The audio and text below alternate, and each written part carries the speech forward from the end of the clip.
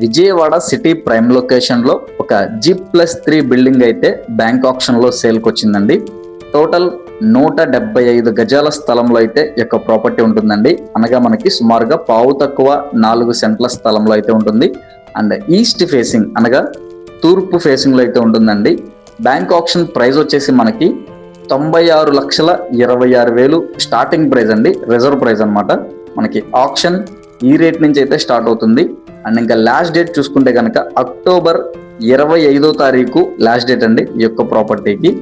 ఇక exact location చూసుకుంటే కనుక విజయవాడ మురళీనగర్ ఏరియాలో అయితే ఈ యొక్క ప్రాపర్టీ అవైలబుల్ ఉందండి.